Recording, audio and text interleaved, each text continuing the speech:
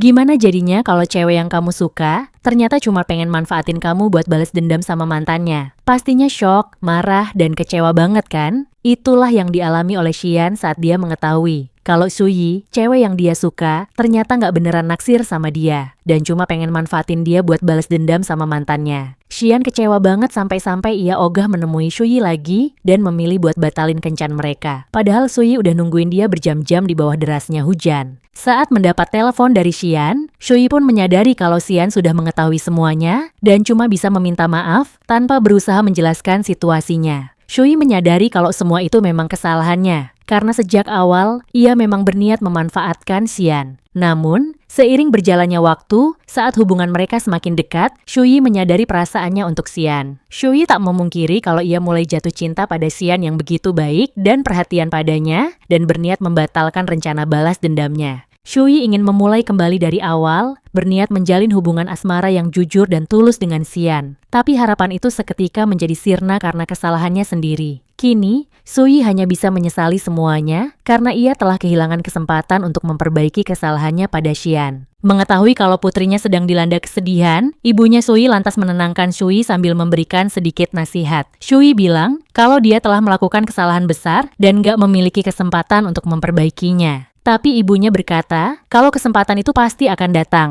selama Suyi bertekad untuk memperbaiki semuanya. Sementara Suyi nampak merasa lebih baik setelah mengemukakan keluh kesahnya kepada sang ibu, Xian kayaknya masih galau karena dia kelihatan cuek aja saat lagi nobar sama Guanji. Padahal dia yang mutusin untuk menghindari Suyi, tapi Xian malah kepikiran karena Suyi nggak kunjung menghubunginya atau sekedar mengirim pesan. Nggak lama kemudian, Xian mendapat panggilan telepon dari Xiwei yang nyuruh Xian buat meng-approve cutinya di kantor selama sebulan. Alih-alih mengabulkan keinginan keponakannya, Xian malah nyuruh Xiwei buat resign aja dari kantor itu. Beberapa hari kemudian, Xiwei akhirnya beneran resign dari kantor itu. Yang mana hal itu sontak aja, bikin Suyi kaget setengah mati. Karena ia mengira kalau Xiwei resign karena dirinya. Tapi Xiwei bilang, kalau akhir-akhir ini kondisi kesehatannya lagi kurang baik, sehingga orang tuanya nyuruh dia buat istirahat, sampai kondisinya bener-bener pulih. Nggak hanya itu, Xiwei juga bilang kalau pamannya yang nyuruh dia buat resign, daripada dia bolak-balik minta cuti dan cuma ngerepotin rekan kerjanya yang lain. Mendengar hal itu, Suyi semakin yakin kalau Xian sengaja nyuruh Xiwei buat resign karena dirinya. Berniat menjelaskan semuanya, Suyi lantas pergi ke Mingyu Holdings untuk menemui Xian. Saat memandang Xian dari kejauhan, Suyi justru merasa bimbang, apalagi ketika ia teringat kembali momen kebersamaan mereka. Meski begitu, Suyi menyadari kalau ia seenggaknya harus meminta maaf pada Xian. Sekalipun Xian menolak permintaan maaf itu, dan malah berakhir membencinya. Namun, saat Suyi hendak menghampiri Xian, pria itu malah mengabaikannya, dan berjalan pergi begitu aja. Suyi lantas mengirim pesan pada Xian, tapi di waktu yang bersamaan, ia menyadari kalau Xian sudah memblokir nomornya. Suyi pun mutusin buat balik ke kantor, dan mengirim email permintaan maaf secara resmi kepada Xian. Pada momen itu, Suyi sebenarnya lagi dapet dan perutnya sakit banget, tapi ia berusaha menahan rasa sakit itu. Saat ia nggak sengaja menjatuhkan gelas di dekatnya, Suyi teringat kembali pada momen ketika Xian merawat dirinya yang lagi sakit. Xian begitu lembut dan perhatian, dan mengingat tentang kebaikan pria itu padanya, malah bikin Suyi makin sedih hingga tak kuasa membendung air matanya. Di waktu yang bersamaan, temennya Suyi datang dan menanyakan kondisinya, karena Suyi nggak sengaja melukai tangannya saat sedang memungut pecahan gelas di lantai. Suyi berdalih kalau dia lagi sakit perut, walau pada kenyataannya dia lagi sedih banget karena Xian menjauhinya. Pada momen itu, salah satu rekan kerja Suyi menyampaikan sebuah kabar baik untuk Suyi tentang wawancaranya. Suyi sih seneng mendapat kabar baik tersebut, tapi ia tetap nggak mampu menyembunyikan kesedihannya, dan nangisnya malah semakin menjadi-jadi. Di sisi lain, Xian sebenarnya juga ngerasa galau banget setelah berpapasan dengan Suyi di kantor. Xian mengira kalau Suyi udah nggak peduli lagi sama dia, tapi dia justru makin kepikiran sama Suyi. Xian bahkan mulai membayangkan wanita lain sebagai Suyi, hanya karena mereka mengenakan gaun yang sama. Setelah mendapat email permintaan maaf dari Suyi, Xian malah semakin frustasi hingga ia membayangkan Suyi berada di sisinya dan berbagi momen kehangatan bersamanya. Duh, beneran deh si Xian. Kalau emang masih suka sama Suyi, mending buruan bilang aja sih, daripada nanti si Suyi tahu-tahu direbut sama cowok lain. Beberapa waktu kemudian, Shui nggak sengaja bertemu dengan Yuyu yang lantas ngajak dia buat makan siang bareng. Untuk sesaat, Shui nampak tersentak karena dia malah ngebayangin Xian yang juga mengenakan kacamata seperti Yuyu. Di waktu yang bersamaan, Shiwei yang juga lagi berada di sekitar sana, melihat Shui dan Yuyu yang lagi jalan bareng, dan mutusin buat memata-matai mereka. Rupanya, Shiwei berniat menjodohkan Shui dengan pamannya, sehingga ia kerap memberikan informasi tentang Shui kepada sang paman.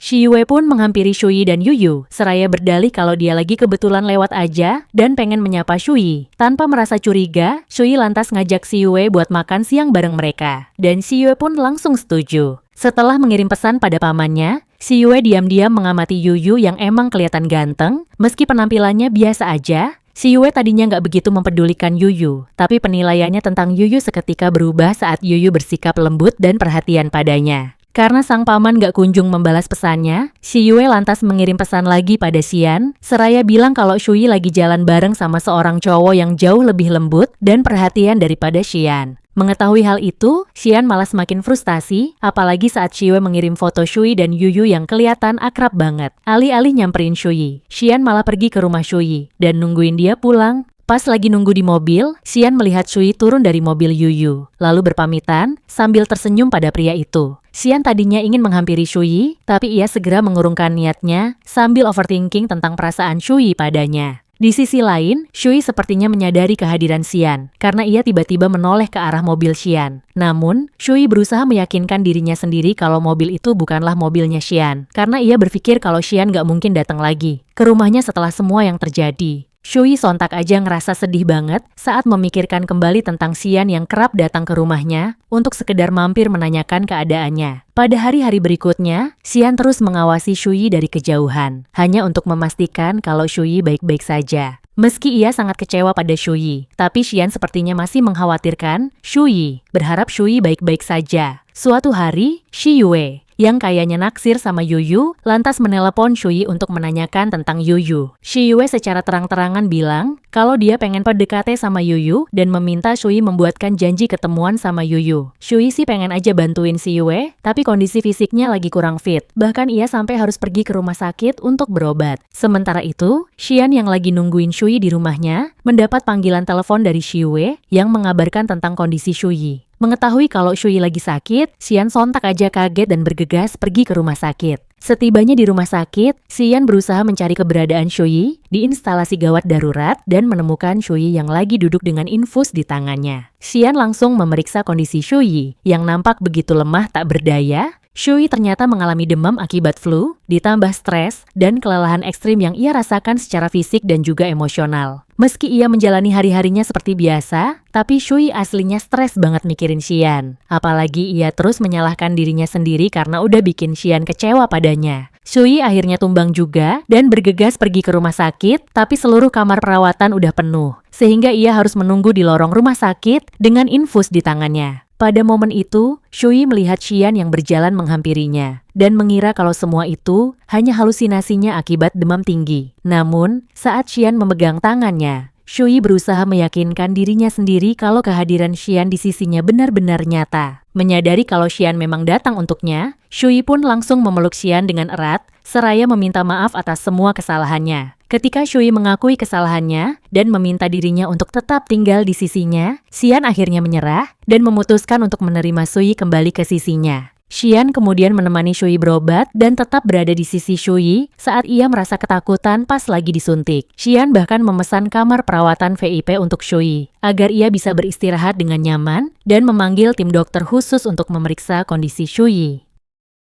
Xian ingin Shui merasa senyaman mungkin hingga kondisinya pulih sepenuhnya. Setelah beristirahat cukup lama, Shui akhirnya terbangun dan menemukan Xian yang udah ganti baju. Xian kemudian meminta Shui meminum obatnya, tapi setelah minum obat, Shui malah ngide buat balik kerja. Karena kondisinya belum pulih, Shui nyaris aja ambruk, tapi untungnya Xian langsung sigap menahan tubuhnya. Xian lantas menggendong Shui keluar dari rumah sakit, berniat untuk membawanya pulang ke rumah. Pada momen itu, Xian mendapat panggilan telepon dari Guanji dan meminta Shui untuk menjawab panggilan tersebut. Guanji lantas memberitahu Xian kalau seorang wanita bernama Fiona tertarik pada Xian dan ngajak Xian buat ketemuan berdua aja. Alih-alih merespon ajakan tersebut, Xian malah nyuruh Shui untuk menutup panggilan telepon itu, karena ia sama sekali nggak tertarik pada Fiona. Di sisi lain, Shui kayaknya ngerasa cemburu pas tahu kalau Xian sempat berkenalan dengan wanita lain setelah perpisahan mereka beberapa waktu yang lalu. Shui pun menanyakan tentang Fiona dan hubungan Xian dengan wanita itu. Shui juga bilang kalau dia nggak sepenuhnya berbohong pada Xian, lalu menarik Xian mendekat kepadanya sambil mencium pipi Xian dengan lembut. Shui rupanya masih kepikiran apakah Xian sudah memaafkannya, tapi Xian malah balik bertanya apakah Shui melupakan hal penting yang harus ia lakukan setelah meminta maaf padanya. Shui yang clueless lantas memeluk Xian dan teringat momen pertemuan pertama mereka. Sebelum pergi, Xian bilang kalau momen itu bukanlah pertemuan pertama mereka. Tapi ia sengaja nggak menjelaskan lebih jauh, which is, hal itu jelas aja bikin Shui penasaran apakah ia pernah bertemu dengan Xian sebelumnya. Karena Shui sebelumnya udah ngapus nomornya Xian, ia pun menghubungi Shiyue lewat pesan teks untuk menanyakan kontak Xian. Setelah itu, Shui pun mengirim pesan pada Xian dan mulai menggodanya seperti biasa. Mereka pun saling membalas pesan sampai larut malam, hingga Xian akhirnya ketiduran.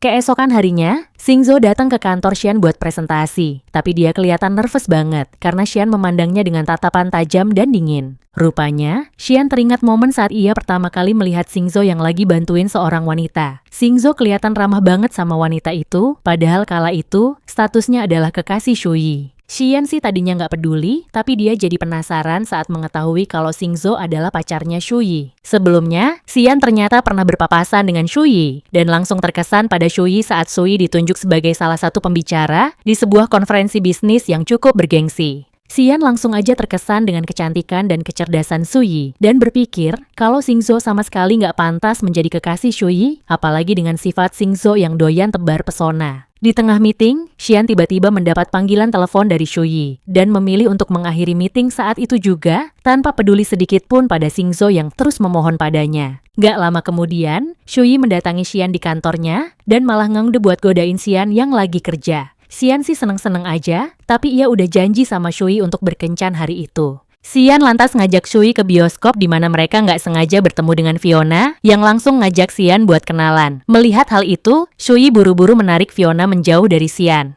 Tapi Fiona malah ikut nonton bareng mereka dan duduk tepat di belakang mereka. Shui berniat bikin Fiona nggak nyaman dengan godain Xian secara terang-terangan. Untungnya, Xian mengetahui niat Shui dan malah kesenengan karena mereka bisa bermesraan di dalam bioskop, yang mana hal itu sontak aja bikin Fiona kesel. Seusai menonton film, Shui berniat pergi ke toilet, lalu menitipkan tas dan mantelnya pada Xian. Pada momen itu, Fiona nampak menghampiri Xian dan bertanya tentang Shui yang ia kira adalah keponakannya Xian. Tapi Xian menjelaskan kalau Shui bukanlah pacarnya. Seraya menolak ajakan makan malam tersebut. Karena cuaca sore itu lagi bagus, Shui lantas ngajak Xian buat jalan-jalan sebentar sebelum mereka pulang ke rumah. Saat Xian merengkuh wajahnya dengan lembut, Shui ngira kalau Xian bakal nyium dia. Tapi Xian ternyata cuma pengen godain Shui dan lantas pergi gitu aja. Mereka kemudian menghabiskan waktu dengan berjalan-jalan menyusuri tepian sungai, lalu duduk di bangku taman sambil menikmati suasana senja. Pada momen itu, Shui bilang kalau besok mereka nggak bisa ketemuan, karena dia udah janji sama Shiyue buat nemenin dia pergi ke pameran seni. Rupanya, Shiyue pengen PDKT sama Yuyu, dan meminta Shui untuk membantunya. Shui pun menceritakan hal itu pada Xian, tapi Xian kayaknya santai aja, dan malah menanyakan tentang hubungan Shui dengan Yuyu. Shui menegaskan kalau Yuyu hanyalah anak dari teman ibunya, dan mereka saling mengenal satu sama lain karena persahabatan ibu mereka. Singkat cerita, Shui dan Shiyue akhirnya bertemu dengan Yuyu di pameran seni.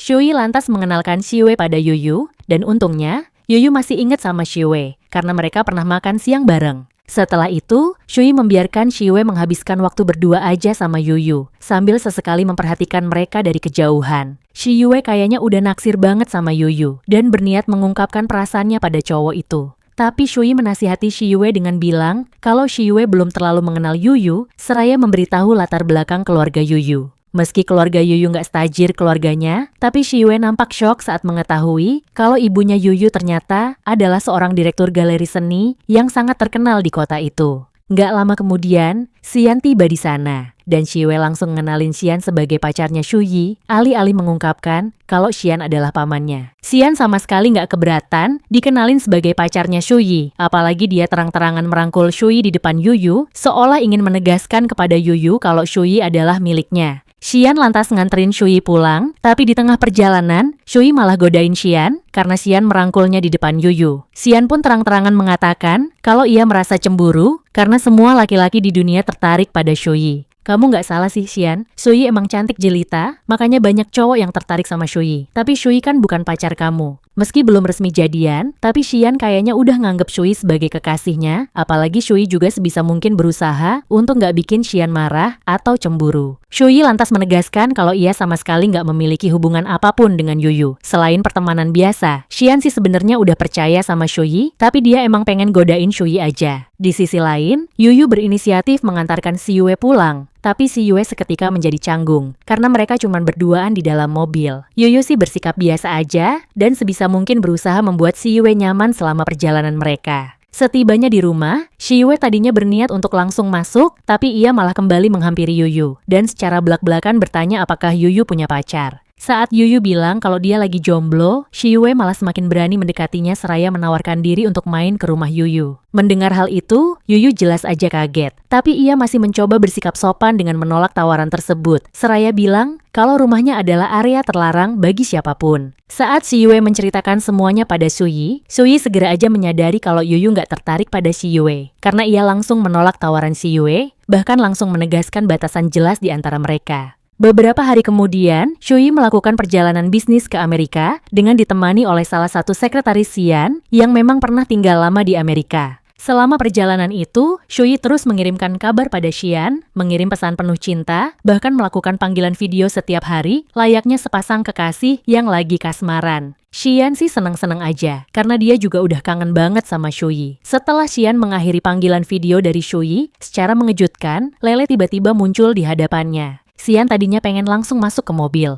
tapi Lele bersikeras untuk menghampiri Xian meski para petugas keamanan berusaha menghadangnya. Lele ternyata ingin memberitahu Xian kalau dia udah putus sama Xingzhou, dan Xingzhou berniat untuk kembali pada Shui. Xian sebenarnya nggak peduli juga sih, karena hal itu nggak akan mengubah apapun yang telah terjadi di antara mereka. Meski begitu, Xian tetap memperingatkan Lele untuk berhenti mengganggu Shui, apalagi mencampuri urusan mereka berdua.